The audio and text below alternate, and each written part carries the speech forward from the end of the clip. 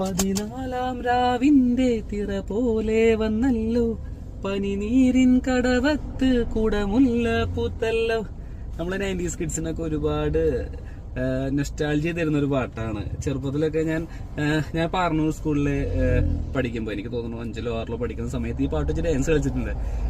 അത്രയും ആ സമയത്ത് ഒരു ഓളായിരുന്നു. ഇപ്പോഴാണെങ്കിലും ഈ പാട്ട് ഇഷ്ടപ്പെടാത്ത ആൾക്കാരൊന്നുമില്ല. പക്ഷെ ഈ ആശകളായിരം എന്ന് പറഞ്ഞ സിനിമയിൽ ഈ പാട്ടിന്റെ പുതിയൊരു വെർഷൻ ആഡ് ചെയ്തിട്ടുണ്ട്.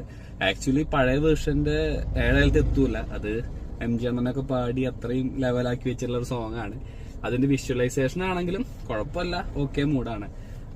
ഈ പടത്തിനെ കുറിച്ച് പറയുകയാണെങ്കിൽ ഇന്റർവെല്ലിൽ വരെ നല്ല രീതിയിൽ ഇവന്റ്സും ഈ പറയുന്ന പോലെ കുഞ്ഞു കുഞ്ഞു ഫാമിലി ഫണ്ണുകളൊക്കെ ആയിട്ട് നല്ല രീതിയിൽ ഇന്റർവെൽ വരെ പോയി. ഇന്റർവെല്ലിന് ശേഷം അച്ഛനും മകനും തമ്മിലൊരു കോൺഫ്ലിക്റ്റ്, രണ്ടുപേരും അവരവരുടെ ഭാഗം ന്യായീകരിക്കുന്നു, അച്ഛൻ മകന് വേണ്ടി വിട്ടുകൊടുക്കുന്നു. ആ രീതിയിൽ പടം കൊണ്ട് അവസാനിപ്പിച്ചു. ഒരു ഫീൽ ഗുഡ് ആക്കി അവസാനിപ്പിക്കാൻ വേണ്ടി ഭയങ്കരമായിട്ട് എഫേർട്ട് എടുക്കുന്ന പോലെ തോന്നി ഇന്റർവെല്ലിന് ശേഷം.